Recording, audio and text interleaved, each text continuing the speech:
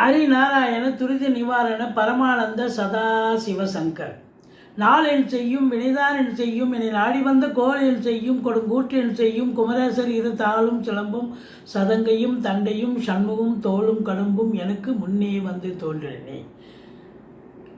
ஓம் அனுமந்தாய வித்மகே வாயு புத்திராய தீமகே தந்தனோ மாருதி பிரச்சோத்யாத் பட்டீஸ்வரம் ஸ்ரீ விஷ்ணு துர்கையே போற்றி. உலகெங்கிலும் வாழ்ந்து கொண்டிருக்கும் ஸ்ரீராம் ஆஸ்ட்ரோ யூடியூப் சேனல் நேயர்களுக்கு டாக்டர் சைதை ராஜாவின் அன்பான வணக்கங்கள். நாம் இப்பொழுது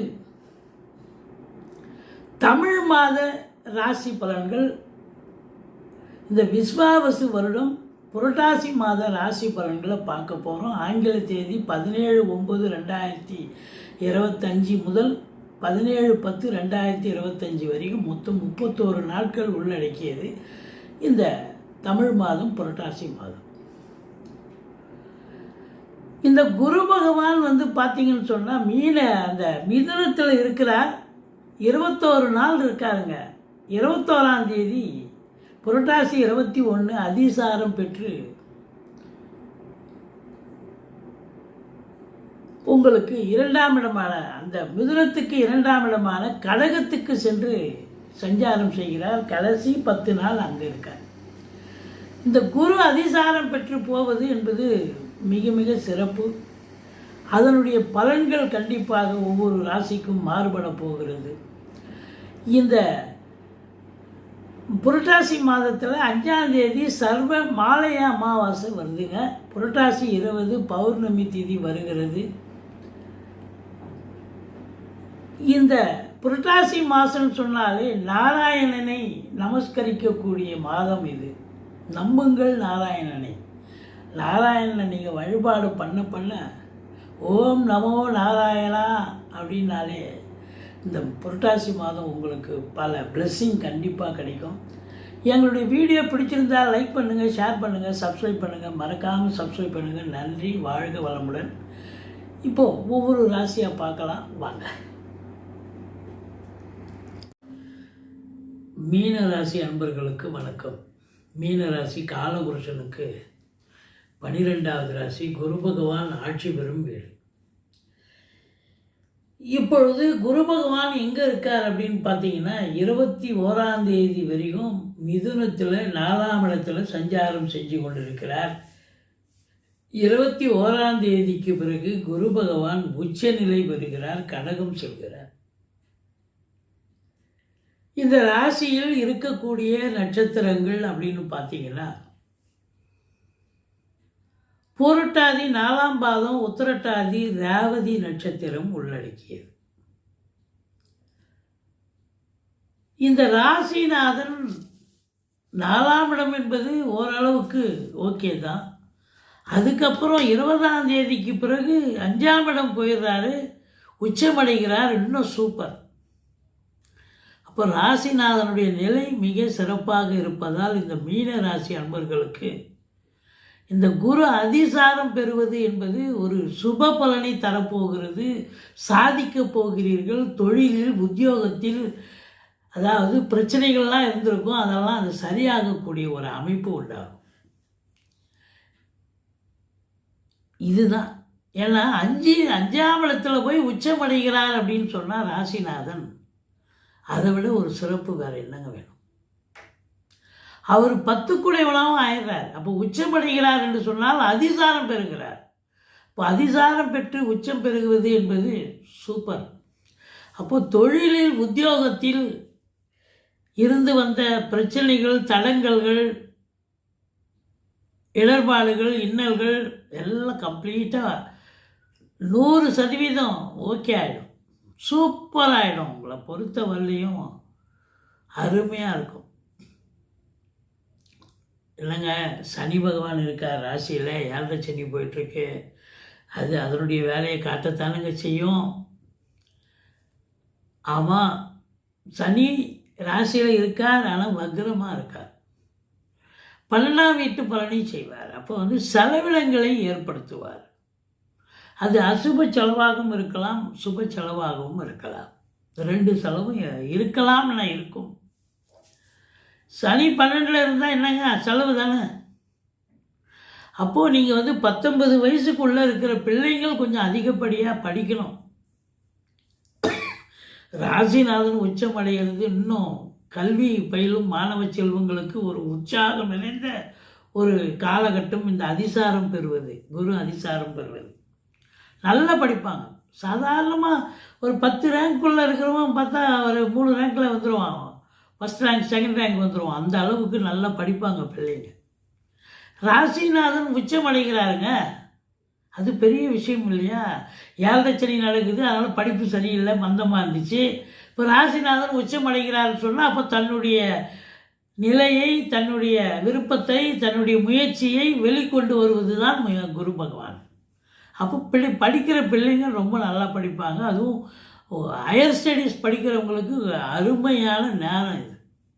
நல்ல கைடு கிடச்சி நல்ல சக்ஸஸ் பண்ணக்கூடிய ஒரு காலகட்டம். 12ல் ராகு இருக்கார். இந்த 12ல் ராகு இருந்தால் வெளிநாடு போகணும்னு நினைக்கக்கூடிய அன்பர்கள், ராசிநாதனே கடகத்துக்கு போய் உச்சமடைகிறார், கடல் கடந்து போயிருக்கார் அப்படின்னா நீங்களும் கடல் கடந்து தான் போக போகிறீங்க. அப்போ ஆல்சைட் ஆப்பர்ச்சுனிட்டி மீனராசி அன்பர்களுக்கு ஒரு கொடுப்பனையாக இருக்கும், கடவுளுடைய பிளெஸ்ஸிங்காக இருக்கும். நிச்சயமாக அதை சாதிப்பீர்கள். அது உயர்கல்விக்காக இருந்தாலும், உத்தியோகத்துக்கு சென்றாலும், இல்லை சொந்த தொழிலை சென்றாலும், எதற்காக சென்றாலும் சாதிக்க போகிறீங்க. அந்நிய பொருளாதாரம் வீடு தேடி வரப்போகிறது.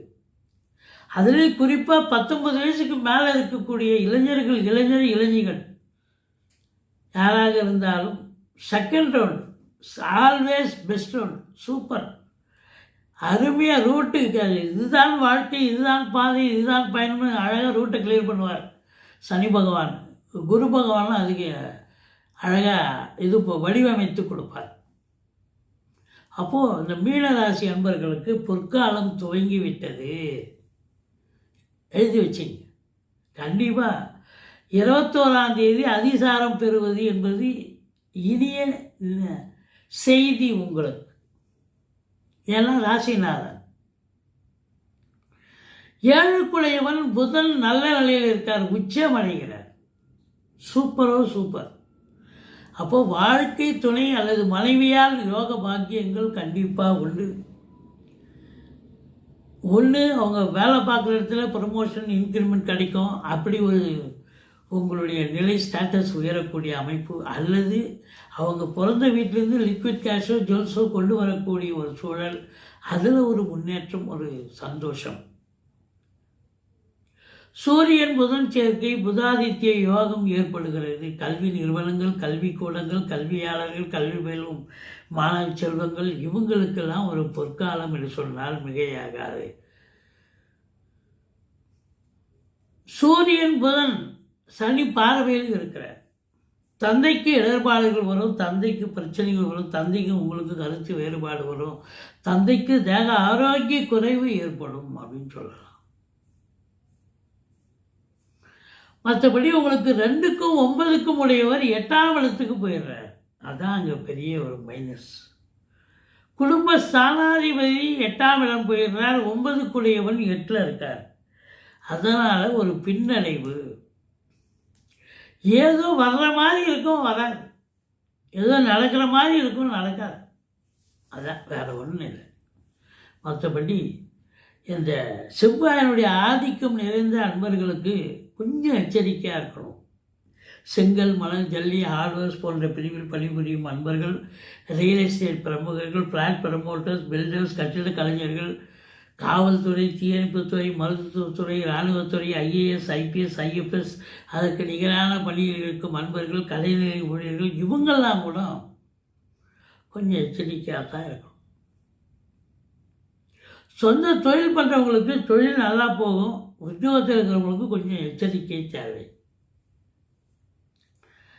மற்றபடி சினிமா இண்டஸ்ட்ரி, தொலைக்காட்சி இண்டஸ்ட்ரி, புதனுடைய ஆதிக்கம் நிறைந்த கல்வித்துறை, டாக்குமெண்ட் ரைட்டர்ஸ், ஆராய்ச்சியாளர்கள், கணித பேராசிரியர்கள், இவங்களுக்கெல்லாம் ஒரு சூப்பரான நேரம், காலம் என்று சொன்னால் மிகையாக. உங்களை பொறுத்தவரையிலையும் மீனராசியின் தொடர்ச்சி.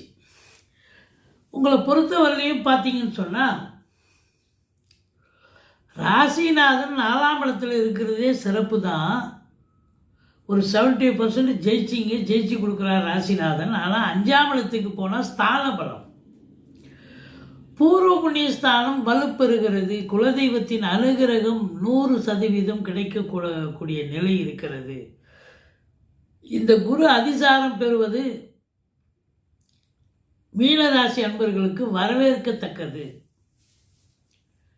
அதிசயங்கள் நடத்தி காட்டுவார் இந்த குரு பகவான். உங்களுக்கு தொழிலில் உத்தியோகத்தில் திருப்பு முனை ஏற்படுத்துவார். வெளிநாடு போகிறவங்க இல்லை ஏற்கனவே போனவங்க இன்னொரு வெளிநாட்டுக்கு போகிறதுக்கான ஒரு அமைப்பும் இருக்குது.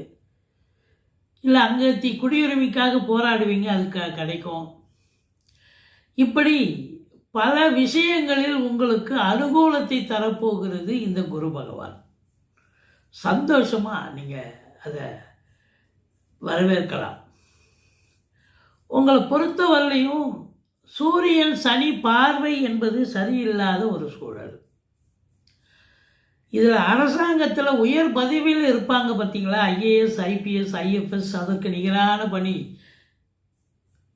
குறிப்பாக கெசட்டட் ஆஃபீஸருக்கு மேலே, மோர் தேன் கெசட்டட் ஆஃபீஸர்னு சொல்லலாம். அவங்கெல்லாம் அது மத்திய கவர்மெண்ட்டாக இருக்கலாம், இல்லை மாநில அரசாங்கமாக இருக்கலாம். யாராக இருந்தாலும் நீங்கள் ரொம்ப ஜாக்கிரதையாக இருக்கணும். ஏன்னா சனி பார்வையில் இருக்கிறதால ஏதாவது உங்களுக்கு ஆகாதவன் ஒன்று கணக்க ஒன்று போட்டு கொடுத்து ஒரு பிரச்சனையை உண்டு பண்ணுவான். அப்படிங்கிறது தான் அங்கே இருக்கிற நிலைமை. மற்றபடி 6இல் இருக்கும் கேது பகவான் உங்களை அளப்பரிய ஒரு நல்ல பலனை கொடுப்பார். வேலை விஷயங்கள், தொழில் விஷயங்கள், இதுபோல் விஷயங்களுக்காக நீங்கள் முயற்சி பண்ணுறீங்க அப்படின்னா அந்த முயற்சி கண்டிப்பாக பலிதமாகும். இதில் யார் அப்படின்னா உங்களுக்கு பார்த்தீங்கன்னா 3க்கும் 8க்கும் ஆதிபத்தியம் பெற்றவன் தான் சுக்கிரன். பட் இருந்தாலும் அவர் எங்கே இருக்கார் அப்படின்னா 6ஆம் இடத்துல இருக்கார். 6ஆம் இடத்து அதிபதி சூரியன் 7இல் அமர்ந்திருக்கிறார். மற்றபடி பார்க்கும்பொழுது இந்த பத்திரிகை துறை, மீடியா துறை, எழுத்துத்துறை, சினிமா இண்டஸ்ட்ரி, தொலைக்காட்சி இண்டஸ்ட்ரி, அரசியல்வாதிகள், இவங்கெல்லாம் கூட ஒரு சிறப்பான நேரம். இருந்தாலும் கொஞ்சம் எச்சரிக்கையாக தான் இருக்கணும். மற்றபடி உங்களை பொறுத்தவரையில் நாளுக்குடைய புதன் முதல் 12 நாள் உச்சநிலை பெறுகிறார் 7ஆம் இடத்தில். கணவன் மனைவி ஒற்றுமை, சந்தோஷம், தாய் வழி சொந்தங்களால் அனுகூலம், அசையா சொத்துக்கள் மூலம் ஆதாயம், வண்டி வாகனங்கள் ஆதாயத்தை தரும். அயன சயன போகம் திருப்திகரமாக இருக்கிறது. வேலைக்கு உண்பீங்க, உறங்குவீங்க, எந்த குறையும் இருக்காது. நல்ல சம்பாத்தியம் என்பது இருக்கும். பதவி உயர்வு, ஊதிய உயர்வு இதெல்லாம் கண்டிப்பாக கிடைக்கும். தொழிலில் அதிகப்படியான நேரத்தை செலவு பண்ணுவீங்க, நல்ல சம்பாத்தியம் பண்ணுவீங்க. 8, 9, 10 புரட்டாசி, 8, 9, 10 சந்திராஷ்டம நாளாக வருவதால் எச்சரிக்கையோடு இருங்க. மற்றபடி குறை ஒன்றும் இல்லை. எங்களுடைய வீடியோ பிடிச்சிருந்தால் லைக் பண்ணுங்கள், ஷேர் பண்ணுங்கள், சப்ஸ்கிரைப் பண்ணுங்கள். மறக்காமல் சப்ஸ்கிரைப் பண்ணுங்கள். நன்றி. வாழ்க வளமுடன். உங்களுடைய பேர் ஆதரவு என்றென்றும் எங்களுக்கு ஒரு சந்தோஷத்தை தருகிறது என்று சொன்னால் மிகையாகாது. உங்கள் ஆதரவு தாங்க எங்களுக்கு முழு மூச்சு.